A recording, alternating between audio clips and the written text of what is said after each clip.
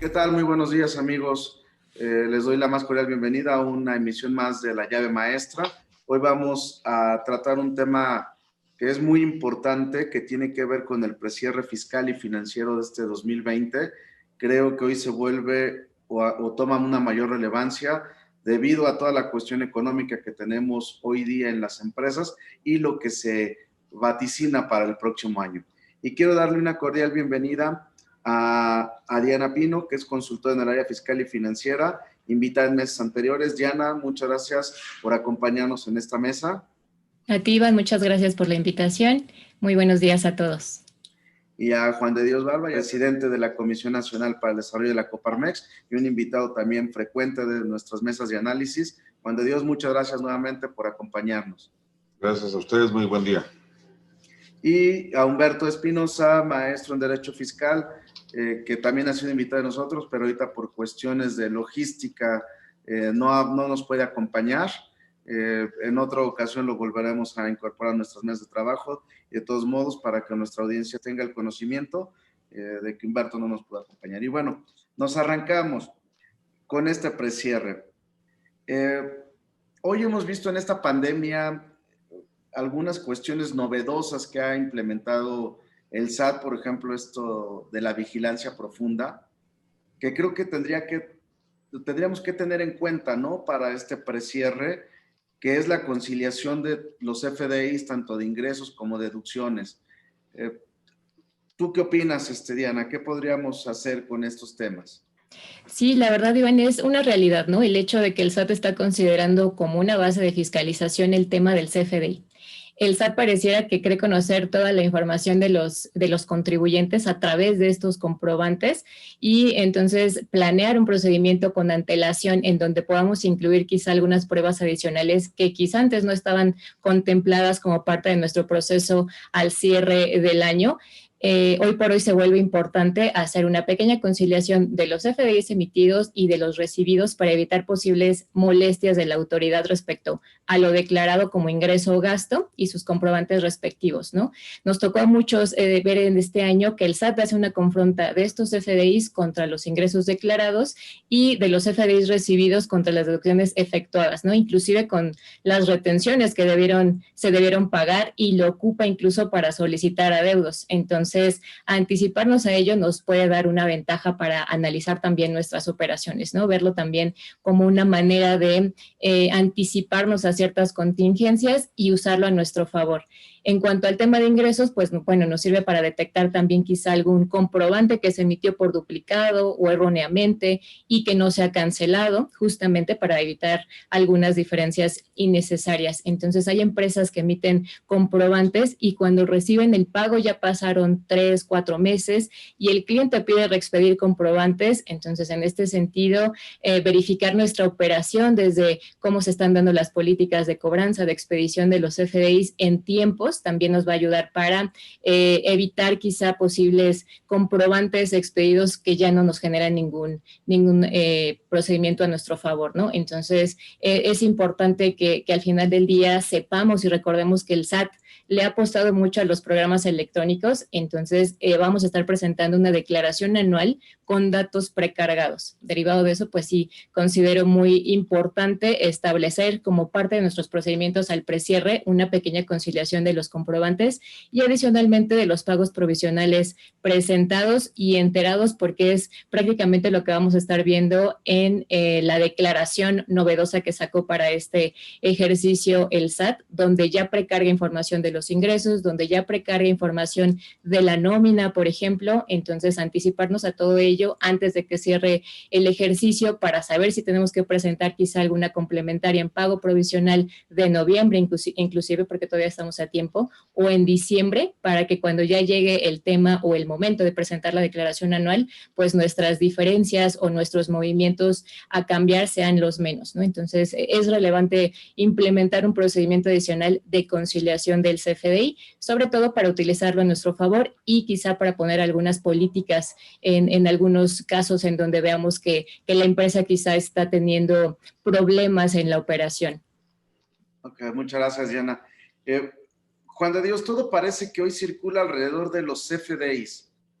más allá de lo que la ley marca, ¿qué podemos comentar aquí con nuestro público de que si yo obtengo un CFDI, por ejemplo, en enero, que esté relacionado con una deducción de 2020 o expido yo uno en enero con un ingreso que tuve en 2020, ¿es válido o ya se convierte en un comprobante no utilizable, uno deducible? Bueno, Iván, lo que señalas es efectivamente un tema muy delicado y quiero referirme primeramente a lo que señala Diana de la necesidad de hacer conciliación entre los FDIs de ingresos y egresos con los registros que tenemos en la contabilidad. Y vemos cómo, como bien señaló ella, el proceso de fiscalización está basado en las herramientas tecnológicas. A veces este amarre tecnológico no coincide con algunas disposiciones de la ley. Por ejemplo, se dice que para que un gasto sea deducible, tienes que reunir todos los requisitos de su deducibilidad a más tardar al cierre del ejercicio. Esto es, a las 11:59 de la noche del 31 de diciembre, a más tardar, tener el CFDI y tener todo eso. Si por alguna razón ese CFDI se emite en el 2021 y el concepto está referido al 2020, por definición sería no deducible.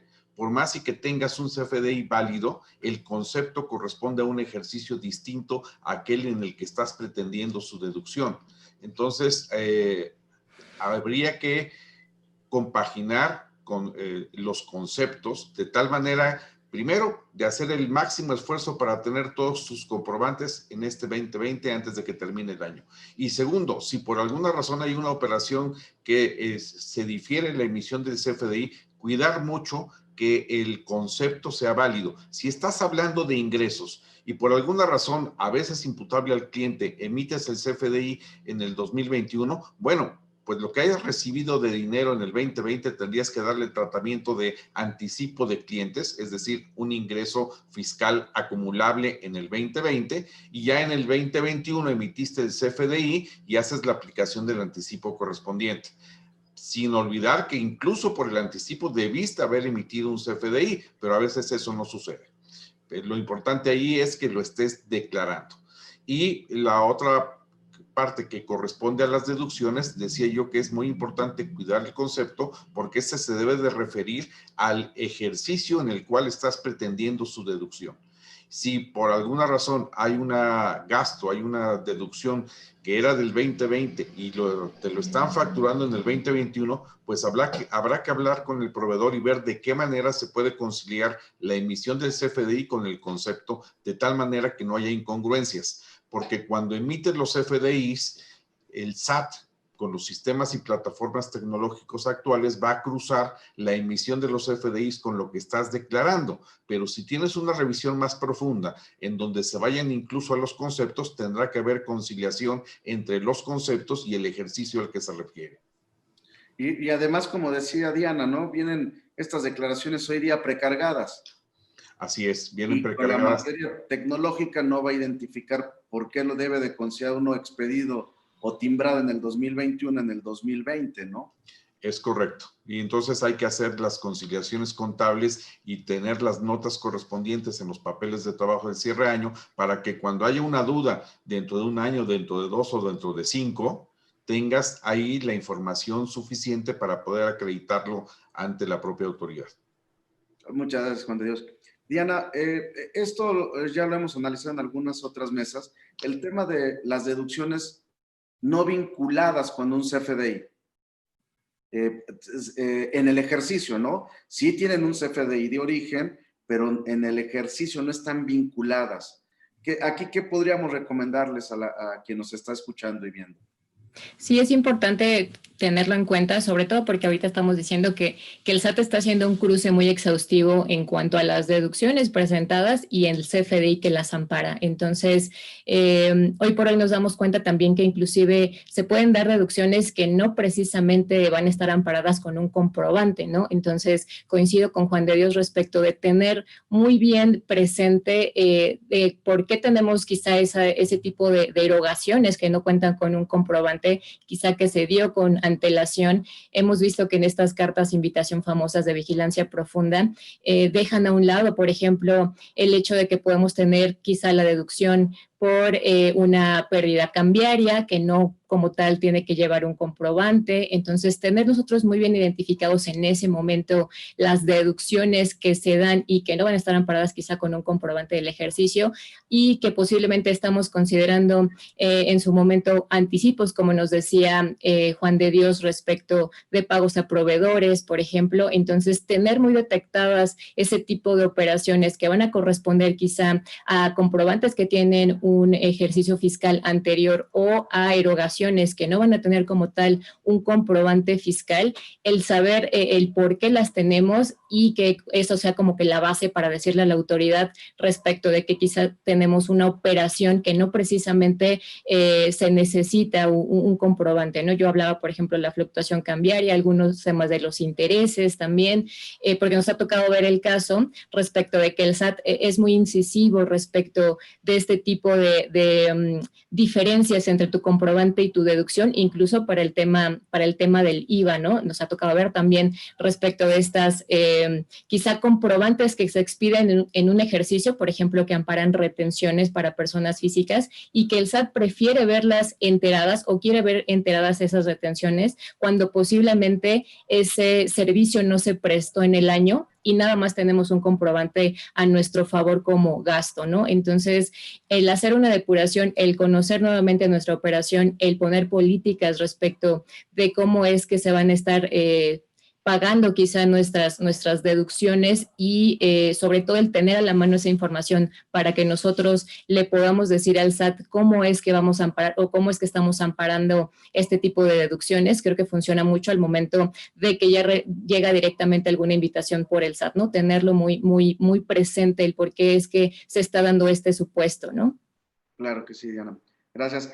Anteriormente, Juan, estas épocas las utilizábamos mucho para hacer correcciones contables y que cuadraran las balanzas. Y bueno, se las sumamos a la obligación de presentar la balanza al SAT, la balanza electrónica. ¿Sigue siendo productivo hacerlo? Es importante para las empresas que este precierre con también correcciones contables, más allá de la parte de CFDIs, las sigamos realizando. Iván, yo creo que hoy más que nunca es indispensable hacer estos precierres por dos razones. Primero, por la cuestión eminentemente financiera, en donde hay que evaluar los negocios, cómo estaban cerrando. Hay que recordar que primero fueron los negocios y después los impuestos. Y muchas veces nuestros colegas confunden el que la contabilidad se utiliza para cumplir con las obligaciones fiscales. Por supuesto que es una de sus finalidades, pero la principal es la toma de decisiones con base en información oportuna.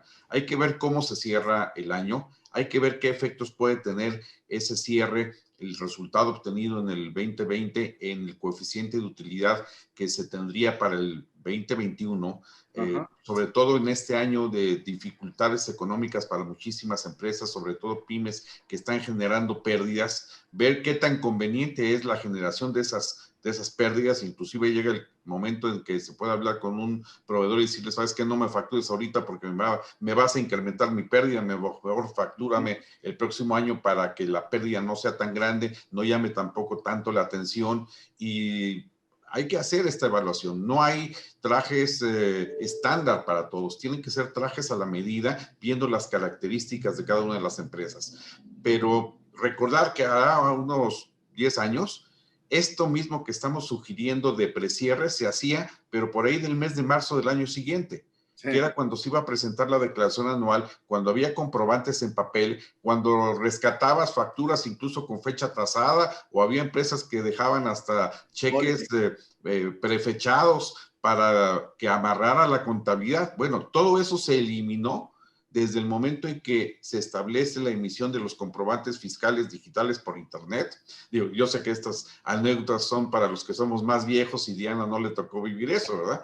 Pero tenías que hacer muchas maniobras, pero normalmente como suele ser, se dejaba hasta el último cuando ibas a presentar la declaración anual.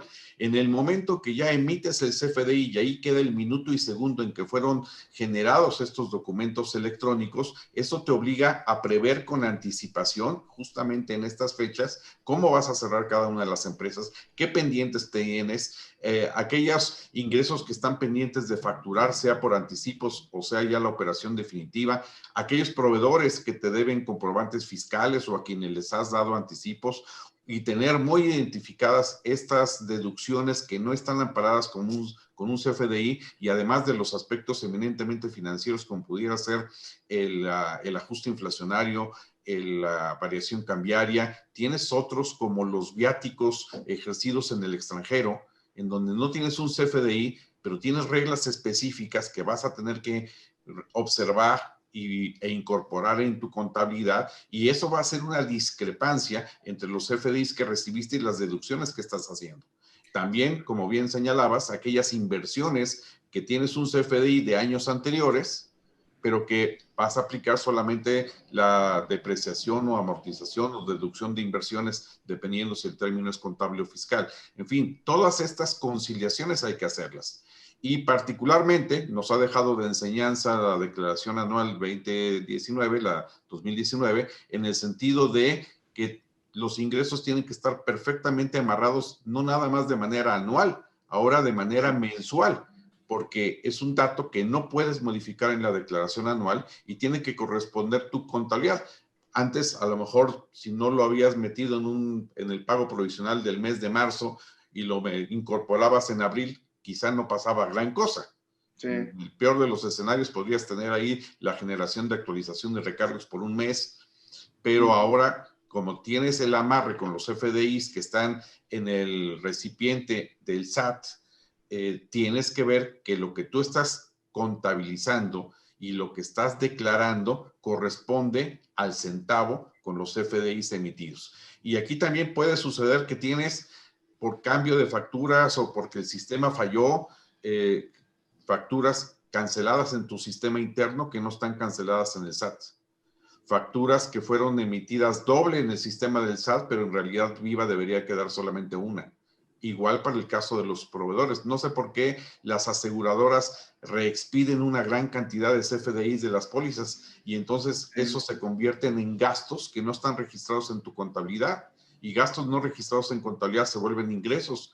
Entonces también cuando tú tienes un comprobante fiscal emitido por un proveedor o prestador de servicios que no corresponde a tu contabilidad, no es nada más decir, se equivocó y déjala, tú registras nada más lo que te corresponde. No, porque ese proveedor registró que te emitió un CFDI. Lo hayas pagado o no lo hayas pagado, lo hayas registrado o no lo hayas registrado, ya tienes una discrepancia. Todo eso es materia de conciliación. Claro, Juan Dios. Y creo que algo importante que podemos rescatar es que antes nosotros, bien lo dijiste, el precierre lo veíamos en febrero o lo veíamos en marzo. Y pues ya no era un precierre porque ya era ejercicio vencido, ¿no? Creo que hoy las nuevas prácticas sí serían hacer un precierre en este mes, bueno, desde noviembre, ¿no? Posiblemente para ir juntando todos los requisitos que necesitamos. En este sentido, Diana, hay temas relevantes para las empresas, coeficiente de utilidad, la famosa PTU, ¿no? Que ahorita con el tema del outsourcing está volviendo a resurgir como un tema novedoso. Aquí, ¿qué podemos decirle a la gente con los temas de la PTU, de las pérdidas y del coeficiente de utilidad? Sí, bueno, es una realidad. Comentábamos que este año pues es muy sui generis, ¿no? Por aquí ha venido el tema de la pandemia que ha afectado pues económicamente a muchas empresas. Incluso hay empresas que han hecho convenios con su personal para quizá posponer el pago de ciertas prestaciones. Entonces, por ahí nos tocaba escuchar preguntas respecto de empresas que decían, oye, ¿qué pasa si no pude pagar la PTU? ¿Qué pasa si no puedo pagar prestaciones como aguinaldo? ¿Qué pasa si simplemente no puedo pagar, por ejemplo, el sueldo completo de los trabajadores, ¿no? Entonces, es un año, sí, diferente a los demás porque las empresas tomaron ciertas opciones incluso de financiamiento de convenios que se hicieron, por ejemplo, en materia de seguridad social con el IMSS, con el Infonavit, quizá con algún convenio con los proveedores, les comentaba con los trabajadores. Entonces, el tema de la PTU también se vuelve importante, tanto la determinación como la que se debió haber pagado en este año, ¿no? Empresas que optaron por tener algún convenio quizá con sus trabajadores para quizá diferir un poco o posponer un poco el pago de la PTU. Hay que recordar que la PTU pagada es la que nos va a ayudar a obtener la utilidad o la pérdida fiscal. Entonces, de no llevarse este pago, pues ahí podríamos tener contingencias, ¿no? Por otro lado, también para la determinación de la PTU que viene para el siguiente ejercicio, en empresas, por ejemplo, que redujeron la jornada laboral respecto de que hicieron algún convenio con los trabajadores para que quizá no prestaran el servicio 100% y derivado de eso pudieran disminuir un poco el salario con convenios que tuvieron que estar ratificados preferentemente con la todavía hoy Junta de Conciliación y Arbitraje. Entonces, determinación de la PTU para el siguiente año, para aquellas empresas, por ejemplo, que redujeron jornadas, la determinación o el cálculo que les va a otorgar o les va a tocar a los trabajadores tiene que cambiar también al momento de la determinación, ¿no? Con base en el tiempo que prestaron efectivamente el servicio. Entonces, son temas que normalmente no lo considerábamos. Este es un año diferente, entonces también hay que considerarlo aquellas que quizás se dieron o tuvieron que irse por algún convenio de esta clase, ya sea interno o ratificado ante la Junta. Las pérdidas fiscales también, fiscales y financieras, que considero que en este año también se van a dar mucho. Ya nos decía Juan de Dios respecto de las pequeñas y medianas empresas, respecto de que posiblemente pueden llegar a tener en este ejercicio pérdidas fiscales que tienen que estar muy bien amparadas, muy bien justificadas. Creo que es un año que da para tener esta comprobación respecto de que sí, simplemente tuvieron que cerrar el negocio, tuvieron que estar invirtiendo más, entonces una pérdida fiscal que tiene que estar muy bien identificada. La determinación de la PTU considerando todas estas situaciones que se tuvieron que haber previsto, si hicieron algún convenio para reducir jornadas, si se prorrogaron estos pagos. Entonces son elementos que quizá antes no veíamos, pero que al final del día este es un año que vale la pena hacer un resumen en ambas materias, tanto financiera como fiscal, y reconocer estas decisiones que se tomaron para sobrellevar justamente esta emergencia sanitaria y prever qué es lo que se va a hacer para el siguiente año, ¿no? Cómo es que se va a estar subsanando pues todas estas decisiones que quizás se tomaron a lo largo de este año para ver cómo impacta el siguiente.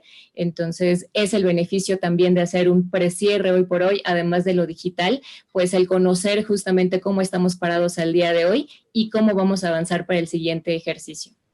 Claro, sí, eso es correcto, Diana. Y aparte hoy vemos, bueno, ya ahorita analizamos la parte de CFDIs, vimos las partes de esta de PTU, de no vinculadas deducciones con CFDIs, vinculadas pérdidas, ajuste anual por inflación, depreciaciones, pero hay jugadores nuevos, ¿no? La razón de negocios del 5A, la famosa sustancia y materialidad, porque aunque hoy la anual ya traiga los ingresos, ¿qué pasa con todo eso? Aquí a este respecto, ¿qué le podemos comentar, Juan de Dios, a la gente que nos escucha y nos ve? Pues que lamentablemente se ha criminalizado desde el punto de vista fiscal por parte del SAT la operación de los empresarios. Eso hay que decirlo, los organismos empresariales lo han dado a conocer y tal pareciera que es peor ser empresario que ser narcotraficante, sí, sinceramente. ¿Y por qué lo digo? Porque efectivamente cualquier operación que realiza una empresa es puesta en duda por parte de la autoridad. Con este concepto abstracto de la materialidad, se da pie a que muchas operaciones sean desconocidas por parte del SAT. Y eso implica que, sobre todo en la prestación de servicios, pudiera ser que cuando es adquisición de bienes, pues hay más facilidad para poder darle trazabilidad, para poder rastrear cómo llegaron a esos bienes, qué empaque tuvieron, a quién se los vendí, pero sobre todo cuando es prestación de servicios hay que tener mucho cuidado. Hay que tratar de eliminar al máximo conceptos genéricos como asesoría, consultoría, porque esos son los primeros que el SAT discute. Recientemente vimos una tesis de un tribunal en donde a mi parecer de manera absurda, señalan que los honorarios pagados a un profesionista por haber asesorado a la empresa en la devolución del IVA a favor a que tenía derecho es no deducible, bajo el argumento de que era no indispensable, no estrictamente indispensable para la operación de la compañía, contratar a un contador especialista que les ayudara a gestionar esta devolución de IVA. Ese es el ejemplo más claro de lo absurdo de estos criterios. Sabemos perfectamente que estamos en una época donde el SAT niega las devoluciones bajo cualquier pretexto o que pide 60 requisitos para hacer una devolución de IVA. Es lógico que las empresas, sobre todo las pymes, no tienen la capacidad administrativa para poder armar esto, no tienen la experiencia, no tienen quizá el tiempo mismo para hacerlo, y es perfectamente lógico que tengan que recurrir a un especialista para hacerlo. Bueno, este es el ejemplo más claro de cómo el SAT busca cada vez más conceptos para, bajo el argumento de que no son estrictamente indispensables, cancelar su deducibilidad. Y esto tiene una repercusión directa en el patrimonio de la empresa, porque no nada más es lo que gastaron, sino un 30% de carga fiscal adicional por el impuesto sobre la renta, más los efectos que tiene en el reparto de utilidades, en el coeficiente de utilidad y todo esto. Entonces, hay que respaldar muy bien, sobre todo en prestación de servicios, en qué consistió el servicio y un poco tomar como guía lo que pide la autoridad. ¿Dónde conociste al consultor? ¿Por qué lo contrataste? ¿Cuáles eran los elementos humanos, financieros y materiales que tenía para prestarte el servicio? ¿Por qué es estrictamente indispensable? ¿Cómo se relaciona con el objeto principal del negocio? ¿Qué efectos benéficos trajo como para el negocio? Etcétera, etcétera, etcétera. Entonces hay que ser mucho más quisquillosos. Antes simplemente decían, mándame una factura por asesoría. No, ahora tienes que desglosar de manera pormenorizada en qué consistió el servicio, cuáles son los elementos, cuáles fueron los entregables y cómo puedes demostrarle a la autoridad cuando venga a revisarme que sí se prestaron esos servicios efectivamente y que eran indispensables para tu operación. Sí, caemos en absurdos, ¿no? Yo también comparto un caso que tuvimos donde la empresa capacita a sus trabajadores con las constancias del DC3, en cuestiones de la norma 31 para la construcción, se gasta alrededor de 1,5 millones en capacitación para 13 obras que tenía, y al SAT dice que por qué no lo hizo por una aplicación tipo Zoom, la capacitación, y que no tenía que ir el expositor o el capacitador a todas esas zonas, y quita la deducción porque no lo considera indispensable, ¿no? Entonces sí es cierto lo que dice Juan de Dios y lo que estamos comentando, de que hoy día la sustancia y la materialidad es muy importante, y pues no hay que dejar a la ver qué pasa en el futuro, ¿no? Y pues bueno, llegamos al punto final. Diana, ¿algún comentario, conclusiones, recomendaciones, de algún tema más que tú quieras abordar? Sí, pues considero que hay que verlo como una oportunidad, ¿no? Es un año diferente, es un año que todos nos vimos afectados de cierta manera financieramente y para el aspecto fiscal. Hoy por hoy es una realidad que los negocios quizás se están enfocando más en reactivar sus operaciones que en revisar los resultados fiscales por obvias razones, pero pues es importante prever que al final el fin de año va a servir para analizar las finanzas de las empresas y con ello tomar decisiones para el siguiente, ¿no? Revisar cómo se dieron las operaciones dentro de nuestra empresa, considerando incluso desde las actas de asamblea para saber si hubo decisiones que afecten el capital, por ejemplo, verificar que existan los registros contables de todas las operaciones, los comprobantes fiscales de cada una de ellas. Hay que considerar lo presentado fiscalmente en este año, porque recuerden que son los datos que van a estar precargados en la declaración anual. Entonces, sobre todo, veámoslo como una oportunidad para depurar quizá cuentas contables y fiscales que nos sirvan para iniciar el siguiente ejercicio con un panorama más amplio y con procedimientos inclusive adicionales, quizá nuevas políticas internas que nos ayuden a tomar decisiones ante cualquier contingencia que todavía se pueda presentar en algún futuro. Entonces, creo que es importante tomarlo con anticipación, prever quizás ciertas situaciones que puedan quizá de manera administrativa representar una carga para estos últimos 2 meses, pero que al final, último mes, porque ya estamos en diciembre, entonces se viene un poquito fuerte esta carga administrativa para tener todas las condiciones adecuadas e iniciar el siguiente ejercicio y presentar nuestra declaración anual con un resultado pues más conocido por la empresa y derivado de eso pues tomar la mejor decisión, ¿no? Claro que sí, Diana. Pues muchas gracias por tu participación nuevamente. Esperamos verte pronto. Muy buenas aportaciones, Diana. Gracias. Gracias a ti, Iván. Juan de Dios, ¿algún comentario, algunos tips adicionales y tus conclusiones y recomendaciones?